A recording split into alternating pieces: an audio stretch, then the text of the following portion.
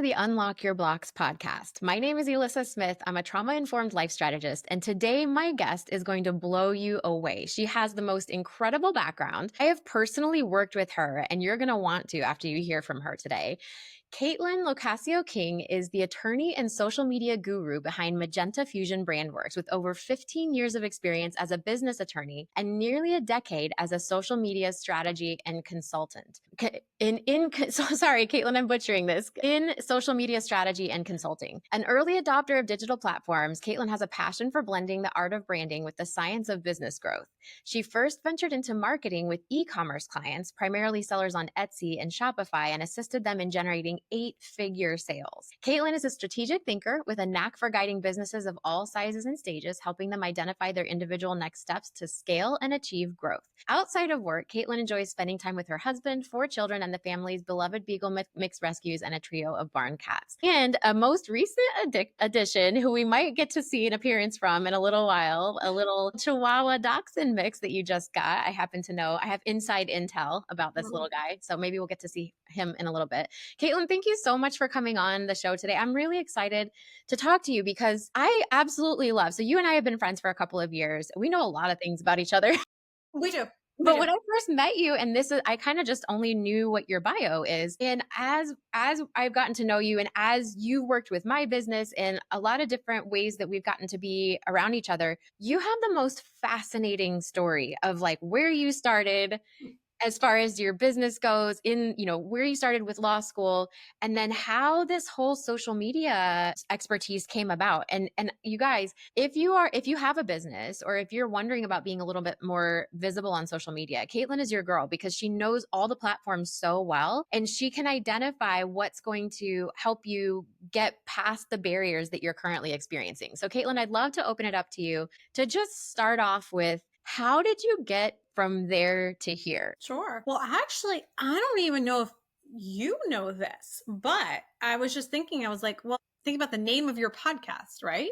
So we have to go back a little further, okay? We're going to talk about blocks overcoming. So I went to college and I joined ROTC with the Navy. Okay. I do not know about this. What is happening? Wait, how have you been holding this back? So I was Navy ROTC and I was all in. I loved this, and I thought I was going to do SWO, Surface Warfare Officer. That was what I was looking towards. And then I got recruited to the EOD side, which is like this intense physical training group. And like 80% of the people who do it are really tall, strong, jacked guys. And then there's a little contingency of little people like me, I'm 4'10", who would be like the ones who have to like crawl through the air shafts in palaces. Okay. So I was in intense swimming workouts every day, and I was doing all the things for the Navy, and this is what I was going to do. And this is it. This is my future. And then my junior year of college, ROTC programs in general, the Navy in general, got cut dramatically. Okay. Personnel wise, we would call it Reagan's Navy, and it was still like oversized. So I got cut from the Navy. And I had no idea where to go. I had no idea what to do. And a little just something, because I feel like there's a lot of females watching this. It was a little, that knife was twisting a little bit in that almost all the girls were cut. Yeah, almost all of them were cut. And there were a whole lot of guys who stayed, who I outranked, who were still there. But this decision wasn't made by our captain or anything. It was made states away. You know what I mean? So I had to completely regroup and figure things out. And I had no idea what to do. And a friend of mine in 8th grade had said, I think you would be a great lawyer. And it was kind of in my head. And I was like, and she literally gave me a lawyer coffee mug, which to this day I own. Okay. Thank you, Stacey Thomas. I have no idea where she is in this world. I should reconnect with her and say thank you at some point. And so that's when I kind of said, okay. And I basically signed up to take the LSAT, which is like the test you have to take before you apply to law schools. I signed up and took the LSAT within a matter of, and studied for it in about 3 weeks. And that's kind of what got me on the journey that I ended up going with. Irony of it all, fast forward multiple years later, I'm in law school. the Navy would not stop calling me. They would not stop. And they were like, hey, you, how about JAG Corps? And this is all I had ever dreamt of. But at that point, I was in a different place. And yeah, was I still bitter table of one? Yes, I was. So I said no. But for my second and third year of law school, I would get calls almost weekly from the Navy trying to recruit me to join them. That is So fascinating. yes, that's all true. What is their reason? Like why? So they just knew how good you had been and wanted you back? Yeah, now I was in law school, and so they wouldn't have to pay for it. So basically, they were trying to recruit me. Oh, once you graduate, let's get you right into JAG. We know you can do the physical requirements. I'd already done boot camp. I'd already done all that. And they were like, you're going to be so easy and just plug you right in. And we are a very proud military family. My husband's in the military. So I love the military, but it just wasn't meant for me. And so I politely declined over and over and over again for 2 years. And then they stopped calling me. Well, there you go. I had no idea about that part of your Yeah, story. that's all So, true. So went yeah. to law school, became a lawyer, been practicing for 15 years. My practice is greatly scaled down now, but I purposely keep my foot in the door because a lot of my clients from my other side are professionals. And I think it's really helpful for me to be like, I get it. Like, I get it. Not just a former lawyer, greatly reduced part-time, but I still understand the professional responsibilities, the ethics rules, confidentiality. I really get that. And I was an early adopter, like you said, into social media. I signed up for Pinterest the night it opened. I am day one on that platform. I can never delete it from my phone, ever. And I kind of accidentally fell into social media marketing via people I didn't even know who kind of became friends who were Etsy sellers. And I just started kind of helping them out. And then woke up one day and realized we've generated $13.5 million worth of sales. So that's when I said, I guess this is more than just a hobby, and started about 10 years ago. Formed the other company, which now takes the majority of my time, where we do branding, marketing, social media for companies all across the country, all stages, sizes. That's what we do. That's incredible. I love that evolution because I think probably there's somebody listening, at least one woman listening, who knows what it feels like to just have all of your eggs in that basket and you're just throwing everything you've got into a certain Yeah. direction and then it's just taken out from under you. That could Gone. be in a personal situation, it could be in your business, it could be in your career. And that feeling of just being kind of left high and dry, that it's a really difficult thing to overcome. And so I love that you had your little lawyer mug and you're like, I guess I'm doing this now. I guess that's the path. Let's go. And I was good at school. No, that's not true. Let me rephrase. I am not good at school, but I work hard.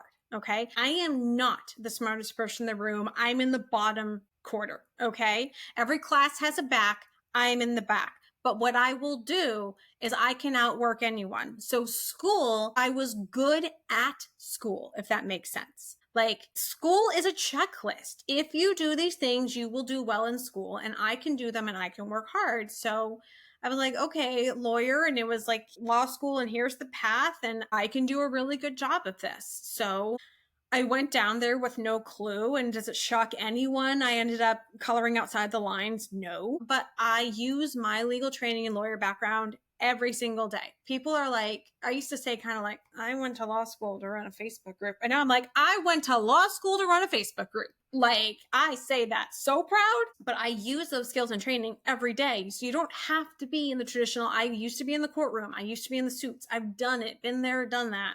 Not going back.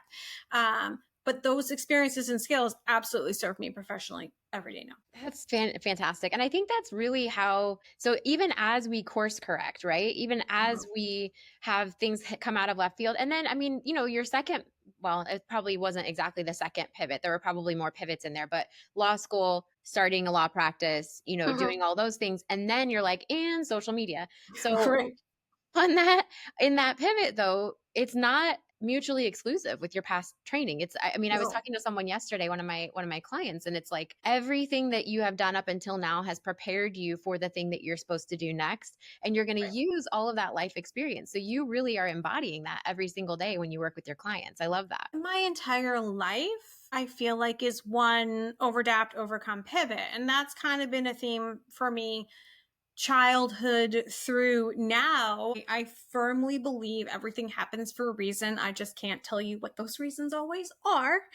And I've had a lot of that. Like, I look at my husband, and I by no means want to say my husband has never had trauma or anything happen to him. Of course he has. He's a human. Okay. He doesn't live in a bubble. But if you kind of look at his bio, his stat sheet, and he would own this to you, his upbringing was incredibly stable, right? It wasn't marked with tragedy. There wasn't abuse of descriptions. You know what I mean? Like the classic things. And I look at that and I'm like, what was that like? You know what I mean? Like, we moved all the time. There was so much going on. So that's been my whole life. So I think that's part of the reason why professionally, when this happened to me, I was equipped. Now, you and I can get into whether or not that's a good thing, right? Like, maybe the ability to constantly pivot, change, and go with the flow and redefine. That if it doesn't always stem from a good thing, I don't know if it's always a good skill, but I try to utilize it in a good way. Absolutely. Well, and that's my next question for you is, I mean, because we know that we can develop incredible skill from navigating tragedy and trauma, right? Mm-hmm. We develop really excellent skills, really excellent kind of, we can sense things, we can sense when things aren't safe and when we do need to pivot. And that's what trauma does, right? It Yeah. creates a scenario where you have to pivot, you have to be able to survive it. And when we get to adulthood and we actually can keep ourselves safe, which we may not have been able to do in the original traumatic situation, those skills can be kind of a double-edged sword, like my Exactly. people pleasing got me through my childhood. It got me through, being good at school. I definitely relate to that. It's a checklist. And if you can check it off as the hardest worker in the room, you will get the accolades that you need in order to exist. And as an adult, that led me right into, an abusive relationship. So it's like, okay, these can be on steroids. They can be a really rough thing. So my next question for you is, what have you experienced as far as, so we talk about 5 main types of sabotage usually on this podcast. So the 3 Ps: procrastination, perfectionism, and people pleasing. And then there are 2 buddies: negative self-talk and imposter syndrome. Right. So they all kind of travel in a pack. Usually most of us deal with more than one, but maybe not all. Have you seen that in the way that your nervous system has coped? Or you can parlay this into, what have you seen in your clients? Because anytime that we're working on, so for me personally, when you came into my business last year and kind of helped look at, okay, what's our direction? Who are we speaking to? Where are we being visible? There are all kinds of things that my nervous system went through needing to be more visible. So I could imagine that most of your clients have things that they're also overcoming. So whatever you want to share with us about your experience or the things you see your clients experience with those saboteurs would be so helpful for anybody who's listening today. Sure. For me, the answer is super easy. It's perfectionism. That's easy. I will never hurt you. I will never stab you in the back. I will never let you down. I will never do that. And that you can be you, Alyssa, my husband, my children, the person stand behind me at the grocery store. I will literally never fail you. I can't do it, but I will stab myself in the face 100 times over, because if I don't do everything, then I might as well have done nothing. Right. And that really stems from when, and there are times in my life going back to very young where I learned survival mode extremely young in childhood, that there's no option. Like, your option is sink or swim. And when you're 8 and you learn that, you learn to swim real fast, right? Like, that's what you do. So for me, that is something I will struggle with forever. Negative self-talk would be my friend at the party. If you're going to put my little, who's their little cohort, who's their goose, it would be negative self-talk for me. Because again, I can't fail anyone. I won't. I will not do it. So I'll just fail me every single time. And I know that. I had a moment last Sunday with one of my son's best friends. And we host a big Sunday supper every week at our house. It's a tradition we do and we love it. And there's at least 10 people here. It can get 20 plus at times. And so this boy, he's 13. And they're just talking about things. And he and I have a really good relationship. And he came up to me, he's like, Miss Caitlin, what are your hobbies? And I literally couldn't answer the question, because I don't have a hobby. And that's part of my issues, because if I had a hobby, that would mean that I have spare time. And if I have spare time, that means I'm failing in something I should be doing, right? So I'm aware enough to now recognize I don't have one. I haven't gotten to the place yet where I found my hobby, but at least I recognize I should have one, right? So chocolate win for me. Good job. Absolutely. In terms of my clients, specifically looking at largely the female executives, female CEOs, etc., I would say procrastination and imposter syndrome are the two I see the most. I honestly think people pleasing professionally, I think that's gone down a little bit. Now, when you're talking, a pandemic, a little bit doesn't mean it's not a problem. I feel like people like you and all kinds of people have done a really good job on getting that memo out a little bit. So I really think that that is down to number 3.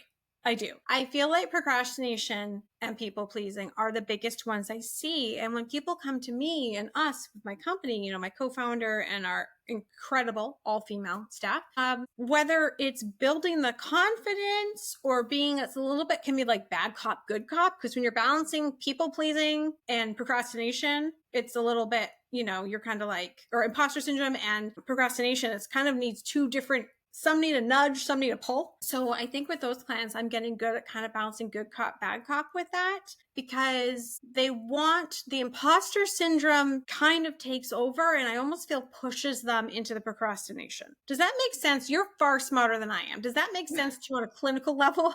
I'm speaking of the School of Hard Knocks. You went to the actual school. So what does the actual school teach you? Okay, well, first of all, we're not tolerating the perfectionist attitude towards yourself on my show right now.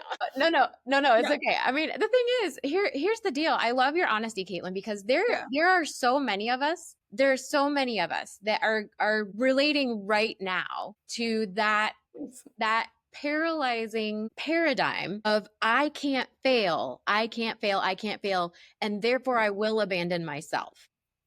100%. The self-abandonment is such an issue with any type of sabotage that we're doing. Self-abandonment is really at the heart of it. And I love that you touched on, you learned at an early age that it was safer to abandon yourself and have your needs be less and to please, and be the hardest worker in the room so that you could have at least the bare minimum of what was available to you, those needs met. And it wasn't even enough, Right. And so I think I so appreciate your honesty and just your candidness, because somebody listening is experiencing this exact thing and was feeling alone until you said that. So the thing is, we can all relate to this feeling of self-abandonment. And absolutely, I think what you're talking about with your clients, the procrastination and the imposter syndrome, it absolutely is like the pull, the nudge, it's all from fear of judgment and abandonment in general. That's what imposter syndrome and procrastination have in common, is that they have a common core message that you are not enough, and therefore you are going to be judged for your output. And that's where both of those come in. And I think I'm really glad to know that you're feeling like, okay, professionally speaking, the people pleasing has enough of a light shining on it that people are starting to recognize and heal from it. But these other two things, it's so sneaky. It's so sneaky with the procrastination and the imposter syndrome, because the negative self-talk that accompanies, I mean, I'm telling you, they're all laced into each other. But that negative self-talk that says you're the problem is the common piece there. And so the procrastination comes from a place of saying, but what if I do it and then I get rejected and then I get abandoned? Because as a kid, you can't withstand that. We can't withstand being abandoned as a kid. And then imposter syndrome says, like, I used this term in an episode I did recently just about imposter syndrome, but my grandma would always say, don't get too big for your britches. Do you know what I mean when I say that? Yep. Yeah. Yeah. So you don't want to be that girl who thinks she's all that. And then there's somebody else that does what you do better. So you have to be like, I am nothing. And then when you have that perspective of I am nothing, and if I think I'm something, I'm going to be abandoned or rejected, abandoned, and then left to be eaten by a predator somewhere along the side of the tribal trail. It's a big tracking you.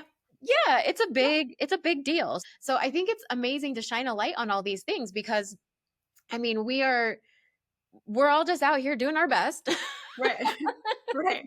Yep, we are. Yeah, and there are places in my journey where I'm still at a place of sabotaging, and there are places in, I'm sure every one of your clients where they can make some progress, and then it's like we're just chilling here with our current coping mechanisms, and then we grow some more, we heal some more. So it's really a gray area. It's a progressive movement toward relieving ourselves of that inner belief that we somehow are bad and deserve to be abandoned. Well, and I also think Because that was the most uplifting way to end a point, right? Let me grab my sledgehammer. So for me, something that was game changing was when this in the last 2 years, when I experienced a new type of trauma that physically rendered me, I need help. And that is not something I do well with. Okay. I don't do well with that at all. And it's because I've never used those words. I've never said those words. I've never thought those words, because no matter what is thrown at me, I will fix this. It's not a question of if and or but. I'm not going to go crawl in my bed and cry for a day. I'm going to be like, what happens? 2009, I was laid off from a job I was in, a job I love. I literally was like a movie. I carried my box out of my cubicle in the snow. Okay. You know what I mean? And I went home and I applied to 4,000 jobs, and I had a full-time job 2 days later. And I was literally in there because that's like, I have to make money. We had just gotten married. We just had bought a house. And I was like, so for me, what has really changed a lot in the last 2 years, and it's just you were brought into my life during that time period. Coincidence? I think not. That when my body, for lack of a better word, failed me and things had to change. So let's discuss, am I allowed to say the depths of hell? Cool. All right. Absolutely. Yeah. So I'll say there's 3 levels to this. So level 1 was, it's not even 2 years ago now. How is that a thing? Because it'll be August or September, was getting a bad mammogram, right? 39 years old. And that didn't quite knock me down yet, because it was like, okay, I need to prep for surgery. I need to make freezer meals. I need to organize stuff for my kids, right? Like, and you know this, I was feeling it. Please don't get me wrong. I'm not going to pretend I was superwoman, I was immune, but I could still proactively do things, right? So then I had the double mastectomy and reconstruction surgery. And if you ever want a piece of humble pie, go have one of those. And I've given birth 4 times, right? So like I kind of understand things, but that was just a next level. And when you have drains and tentacles, and, I was a full T-Rex for a long time. This literally sits on my podcast microphone. My kids put that there a while ago, You have just a to little remind tiny me. T-Rex. My little tiny T-Rex. There's so many T-Rexes in my office now. It's a little concerning. That's my spirit animal now. And so having to go through that, and that's something where, thankfully, one of the things I had proactively done was help build my support system, people including you, to help me get through that. And I'm like, okay, this sucks. This is hard. I'm getting through it. But then life decided to keep lifing. So I had 2 surgeons, one who was amazing, is amazing. She's amazing. And one who, can I say what we call him? Yes, go for it. Okay, cool. So his name is Dr. Douchelord. Okay. And we actually fired him. We removed his medical degree. Just Douchelord is fine. So then I was in a really bad, hard medical situation, which I know a lot of women can relate to, whether it's personally or your mom or your sister or your friend, right? A lot of people have had, at least if they haven't been in the seats, they've had a front row seat to this, right? And then I had a doctor who just failed. This is not a good person. Bedside manner was one thing. And then he ends up I had incredible complications, and it was a rough road. I mean, how many voice messages I send you just in tears? Like, what is happening? And this doctor wasn't doing anything to help the situation. And then, so basically I end up finding a new doctor who's amazing and starts helping me. And then in that process, discover that Douchelord had misdiagnosed me with multiple forms of the wrong breast cancer all over my records. And this is a whole path of logistical insurance, all these things. And of course, I discovered it on a Friday night when I couldn't call anyone. So I spent a long holiday weekend being like, oh my gosh, do I have something I'm like, how could someone forget to tell me? And I know the rational people listening are going to go, if you had a horrible cancer, someone would have told you. But I can assure you, in those 3 days, when you're like stalking my own medical records, and I just keep finding cancer reference after cancer reference I had never heard of, it was some of the worst 3 days of my life. So I already have, my body's already failed me, and then a doctor has done that. And then the bottom of the bottom, which will change my life, has changed my life forever, is I had another major surgery and I had massive complications. And I should not be here right now. It is in my opinion, the grace of God and an incredible surgeon that I am alive right now. I had rushed down to Boston 2 hours away. I had a massive procedure, wide awake for an hour to stabilize me. They couldn't even get me to an OR. And then I had an emergency 7-hour surgery. And waking up from that surgery was probably the lowest of my life. And it knocked me down every peg. And I'm not someone I'm not holding myself here, but I'm like, I can do it. I can do it. I can do it. Right? I couldn't do anything. And I was barely, literally heart pumping to keep me alive. And that has changed me. And crawling up from that is the hardest journey I will do. And I know something, Alyssa, I said to you was, I intellectually understood the concept of medical trauma. I did not get medical trauma until I lived it. And you're like, it's me. And there's nothing I can do.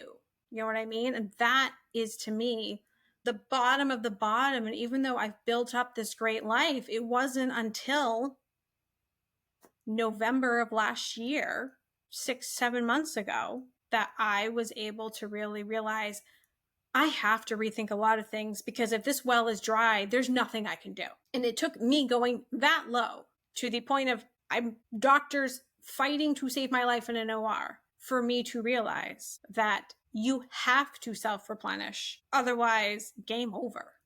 It took me, and I'm like, it should have taken, and of course, me being me is like, why did it take me that low to get there? That's my first response to that. Like, I should have known sooner. Why? Well, I'm so bad at figuring this out. I should be better at figuring this out. Right. Like, I had to almost die to get there. Come on, Caitlin. But that was for me. And I feel like so many people, I'm going to say women, because I feel like we're in a different plane. We're in a different plane, ladies. We are. Okay. We are. We push and push and push, and there's no fuel in there, and we're still go, go, go. Now, I have never in my life, I've never had ideations. I'm not worthy of being here. That has not been one of my struggles. It hasn't. But I conceptually get that push until there's nothing left, and why some people get there, right? I don't claim to understand it personally, but I understand the path that gets you there. And I understand the self-sabotage that comes from succeeding, from building, from growing, from doing everything right. And you're Wonder Woman and you're Superwoman. And how do you do all this is a very double-edged sword, extremely. And I couldn't fully comprehend that until I woke up after the most traumatic 8 hours of my life. And I don't know how you top that. And please tell me I didn't just jinx myself here. It wasn't until that moment that I was able to comprehend, like, what am I doing? And I need to change it for me. Don't ask me how I've done that, because I'm still figuring it out. Thank you so much for sharing your story, Caitlin. Sure. I so appreciate you feeling comfortable enough and vulnerable enough to share that here, because not only are there women who are relating to potentially, mastectomy and surgery and all that kind of the side of things, and breast cancer scares and all the things, but also there are people listening today who are looking at, I don't know how to be okay if I can't do it. And that idea that you're bringing up is a really important one, because working your way to safety is a really valid coping mechanism for a long time. If that's the way that you get your needs met, if that's the way that you make it so that you can survive, that is a really, really difficult one. Work harder, be better, do more, and then you'll be okay. So our nervous system, when we can't work harder and be that hardest worker in the room, it's an actual panic for the system. And you going through that and having that rock bottom moment, and the fact that it did take a near-death experience for you to really see that pattern in yourself, is not a testimony to how dense you are. Right. It's not at all. It's a testimony to how hard you had to close your eyes and work to be okay those first 10, 20 years of your life. So understanding the amount of compassion that we need for ourselves when we do realize, I can't keep doing this. I had a client find me through my TEDx talk, and my TEDx talk is about procrastination and how it can be caused by hidden traumas and all these things, which all self-sabotage, typically, if you've tried to stop it and you can't, it's typically rooted to a hidden trauma. So she found me and she lives in a different country. And she said, I'm about to lose my job. I don't know how I got here, but Mm-hmm. I can't face the potential for judgment and finish these projects that I'm working on. And it's taken me until me almost losing my job. And she's best in class, like she's super smart. Mm-hmm. She's a she has a really intellectual job, and she's like, I'm threatening my own well-being by continuing to expect so highly of myself that I can't stop procrastinating. So it takes a wake up call for every single one of us. It takes a wake up call, and the more painful the wake up call has to be, the more it just tells us that's what we went through. We had to hold our coping mechanisms so tight because it was the only way for us to survive. And that's all that tells you. It doesn't reflect anything about you. It doesn't reflect anything about this client. It just reflects that's how hard things were, that we had to be wired not to let go of that coping mechanism for anything less than a near death experience or a job loss. So it's a really important thing that you brought up, that we judge ourselves for like judging ourselves. 100% guilty. Same. I'm the same way. So it's like, I should know better, and not like, I know that I'm procrastinating because I'm fearing judgment. And so why can't I just stop fearing judgment so that I stop procrastinating and I can do better, be more, work harder? Exactly. It's like a Exactly. cycle. And for me, like I said, procrastination is just not on my list. I'm not better than anyone else. I got my other problems. Okay. I got plenty. Card carrying member. But like procrastination, it's just not one of them, because I'm too busy stabbing myself for not doing it perfectly. So I don't have time to procrastinate. Okay. But these things, life, God, the spirits, you can pick whatever your source is, and I'm cool with it. Have ways, like that woman losing her job. Me, I had a massive surgery that was completely successful. It was completely successful. It was good, but a little clot in a 2 millimeter wide vein said, haha, let's make this interesting, right? There was nothing I could do. There was nothing I could see coming. If you look at my life and like, okay, well, yeah, this woman's going to crash into a brick wall, obviously, because of XYZ. She's doing that. She's not doing this. She doesn't have a hobby. What knocked me off my feet was nothing I had any control over or could have stopped, which honestly, I don't wish it on anyone. I wish I hadn't gone through it, all those things. But there is some beauty to the fact that what knocked me down had nothing to do with any decisions I have made or anyone has made over me. It just happened. And there was nothing I could do but try to survive. And in that moment, I miss survival. That's what I do from literally childhood. This is what I do. And I'm in there, and my body was just like, nope. And then what does the body do? The body talks to the brain. The body talks to the mind. And I literally couldn't sleep. And I was in that place, and I would love, because you understand the science better, it would happen every time in that right between awake and asleep. It would be right there where I would go into what I will call them night terrors. I don't know the real technical term. Everything, I could not sleep because my body, and it was almost like, and again, you tell me, it was almost like my body was like, if you go into a place of rest, this is it. You're not coming back. And literally my body couldn't relax. And I was like, I've got to figure something out. Yeah, absolutely. And you're exactly right. That's the messaging, because your body had just witnessed, like, your nervous system was awake while you were, even during the part of the surgery you were asleep for. Right. So, for you to actually rest and start to restore, your body didn't know. And also, I think with medical trauma, it's kind of a specific beast, because when we have medical trauma, it's often things that are way out of our control. It's often abrupt, and it's often extended, and there's no way to really predict what's going to happen. So it's not like, I'm trying to think of something to compare it to, a traumatic attack, right? Mm-hmm. Is over. And Right. and yes, there are side effects, and sometimes medical side effects, but it's over, and then we move into the healing process. But the body doesn't know that trauma is over. And when the actual trauma was a near death experience, it thinks that we need to stay on that level of alert. Mm-hmm. And your body will think that you relaxing is a threat. So it's like, did you not hear me? Were you not there when this just happened? Right. Right? I So missed that part. let me be a little louder. We can't sleep, like no sleeping for you. Right, Let me right. be louder, and I had a client this past week where she has a history of panic attacks Mm, and also of mm, not being able to sleep. So she was on a new medication and she was suddenly like able to sleep at night and the panic attacks went up during the day. And she asked why. And I said, probably because your body is trying to tell you. And she's had some big T trauma. And she was like, I haven't worked through this yet. And my panic attacks are going up and not down when I'm able to sleep. And I said, your body's probably trying to make sure that you understand it thinks you're not safe. So right. that sort of between waking and sleeping space, that is exactly where the trauma comes to revisit because your body is just trying to keep you safe and it thinks you didn't see the threat. So that makes total No. sense, but you're powerless over it. We are powerless over the effects of trauma until you start to regulate the system. And I know you and I talked around that time, and I was trying to kind of pass along some of the things that are going to help your nervous system feel more safe. So, coming back from that, Mm-hmm. because you look amazing, you're feeling a lot better, right? Yes. Yes, I am.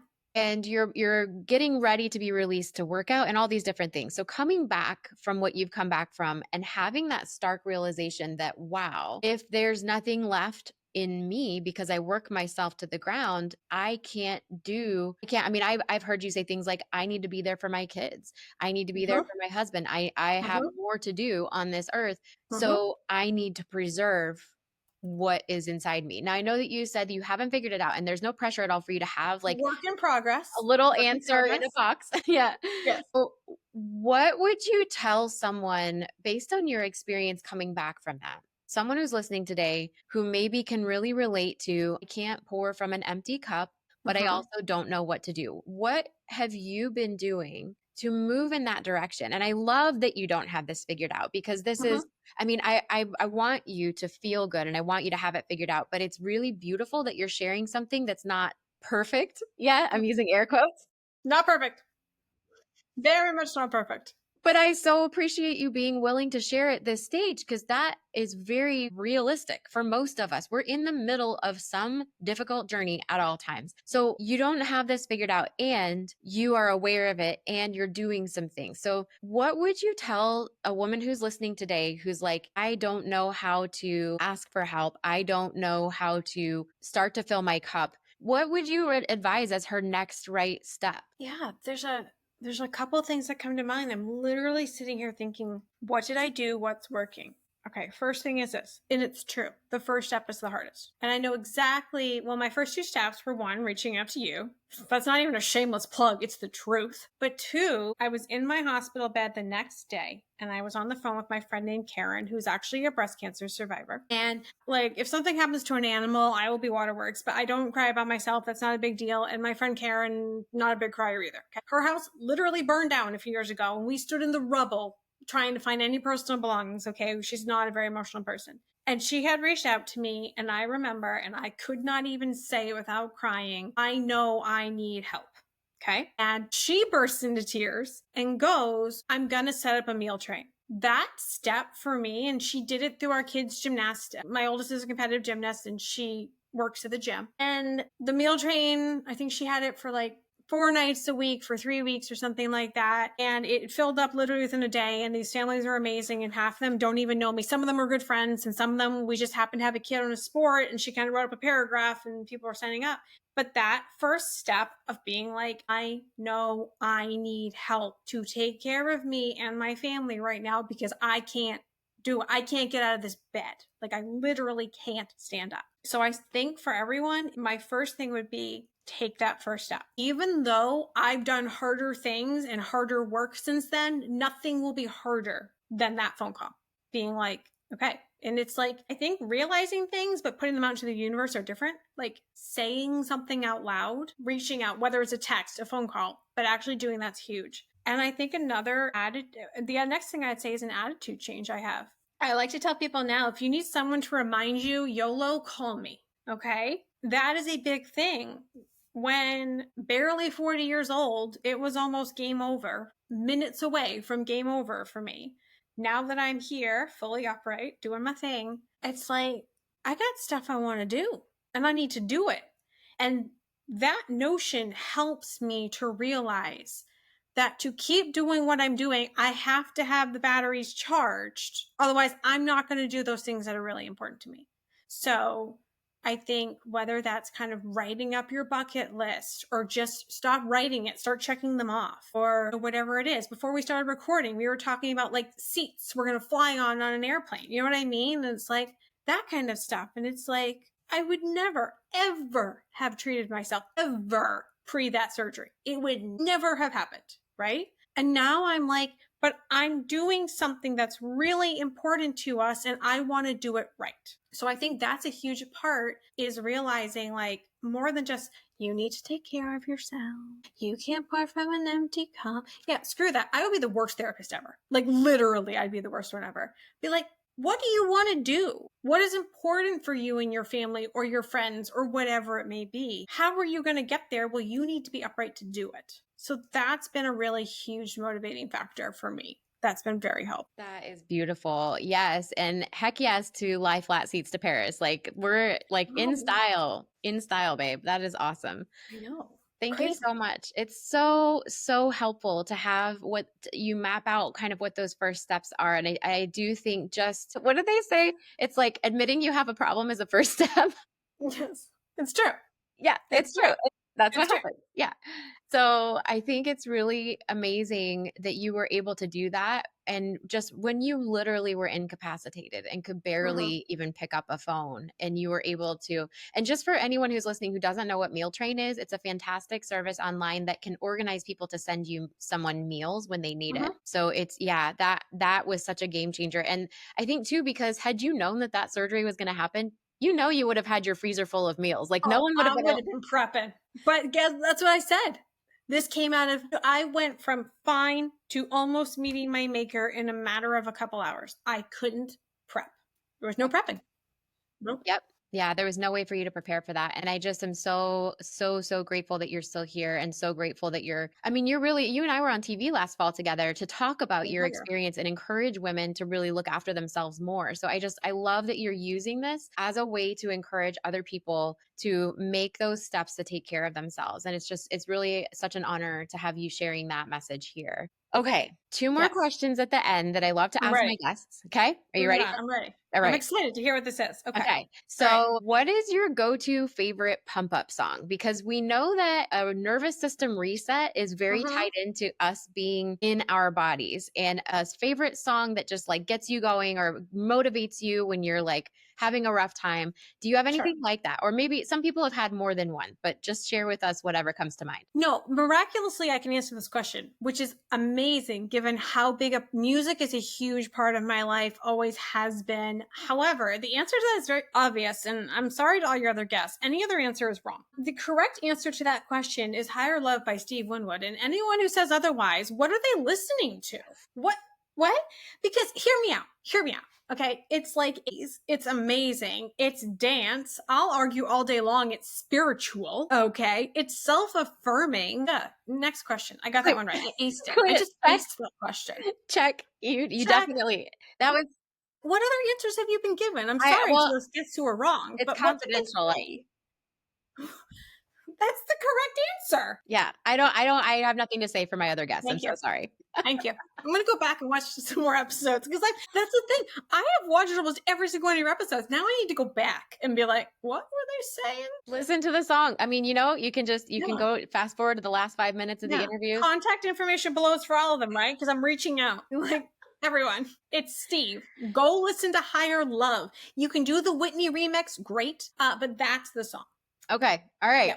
I'm taking it in. I'm taking, my body is reformulating to understand that this is the correct answer now. Okay. And I know that we talked about you are working on developing things like hobbies and more self-care type stuff for yourself. I need a hobby. I need a hobby. You need a hobby. We're going to have people write in with ideas for, write into the show. Hobby. Yep. Right into the show with ideas for Caitlin's hobbies, please. When you have a couple of minutes and you want to do something for yourself. Now we're Frowny sisters. So we both use a product for our skin health and our lovely forehead, like relaxation. Yep. So I know that you do Frownies. Would that be your answer? Or do you have something else that is like your go-to, do something nice for yourself when you just have a couple minutes? Okay. I mean, the global answer is rescue animals. But that's going to come into like, stop being a perfectionist. So I will say snuggling the animals I rescue. How about that? Does I that love it. work? Yes, Okay, I that's my love it. answer. Now, That's my answer. this is going to be a YouTube episode in the near future. So first it's coming out on audio, but would you care to share for the YouTube viewers that are going to see this episode? Would you care to share which rescue is nearest to you that you would like to snuggle on camera? Physically nearest. Hold on. Pulling my chair over because my office manager has been here the whole time going, what are you doing? And can we just point out his formal attire for the occasion? And you put him in my branding colors, which I love. Yeah, so he's in a purple bow tie for Alyssa. It's purple and pink. So Hi, for those of Winston. you who are listening and you cannot see the adorableness that I have on camera right here, we have a very small, what is he, 8 pounds now? 8 pounds. 8 pounds. And he's officially called a Chiweenie mix. He's a Chihuahua Dachshund. He's a Chiweenie. Oh, big Yanni. Oh, and his ears are ready to take flight, and he loves his mama. So, and he's wearing his purple bow tie with pink accents. When we go out, we get a lot of Dobby for the Harry Potter fans. Okay. And Yoda for the Star Wars fans. Big yawns. And by the way, if you don't say big yawn or big yawny every time an animal, what are you doing? Are you even an animal owner? Are you even an animal owner? So yes, this evening he will be going to one of my son's Little League games with me. Here's what life's like when you're 41, right? I have charging the battery pack right now for my heated vest. That was my first birthday present from the baseball playing children. I was like, what is this magic? It was from a very fancy boutique called the Walmart. Okay, so I will have my bow tie wearing dog in his sweater in a baby sling while I wear a heated vest, and I'm completely okay with everything I just said. That it counts as the world's best quick self-care hack. I can't imagine a better scenario for self-care. So you are on your way, ma'am. You're on your way to healing. That's it. So this is all you need, and you can work at the same time. It doesn't matter, but this is what it's about. It's just snuggling a Chiweenie. It's so good. It's so good. Caitlin, you have been a magnificent guest. Thank you so much for just sharing so vulnerably and sharing everything that's happening for you and has happened and where you are now. Just, I know that this has been like a hand extended to the next person that is ready to go down this path of healing. Thank you so much. Guys, I hope you take such good care of yourself between now and when we see you again. And I hope that this was really helpful to just sort of normalize how hard things can be and to just give you a little bit of hope and some concrete evidence that it will get better and that you can start taking care of yourself no matter where you are. So until we see you again, take such good care of yourselves and we'll see you soon.